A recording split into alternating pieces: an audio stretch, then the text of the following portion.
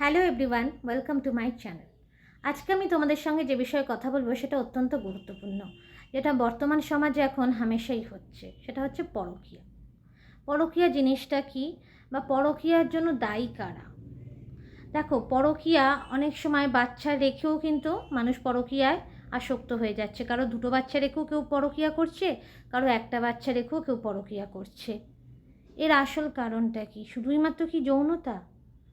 Baby হয়ে যাওয়ার পরেও পরকীয়া অনেকেই করে থাকে, কেন করছে? আসল কারণটা আমার যেটা মনে হয় সেটা হচ্ছে সম্পর্কের প্রতি উদাসীনতা। একে অপরের প্রতি শ্রদ্ধা, ভালোবাসা, বিশ্বাসটা কম।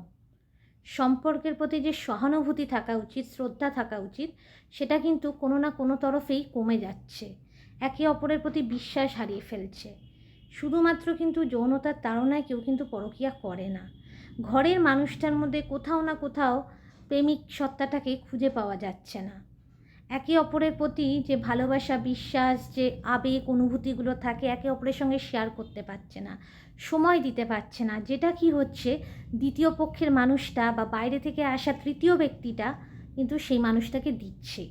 যার জন্য মনে হচ্ছে স্বামী স্ত্রীর মধ্যে যে ও তো আমাকে বুঝছে, ও তো আমাকে বুঝতে পারে, আমার স্বামী তো আমাকে বোঝে না, আমার স্ত্রী তো আমাকে বোঝে না, তাহলে আমি কেন ওর প্রতি আসক্ত হব না, কেন আমি অ্যাট্রাকশান ফিল করব না, তাই না?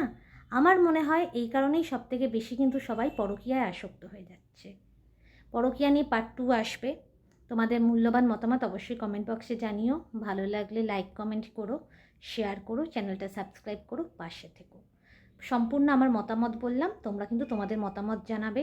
ভুল ঠিক যাই হোক, আমাকে কিন্তু কমেন্ট করো। আর আমার কথাগুলো ভালো লাগলে পাশে থেকো।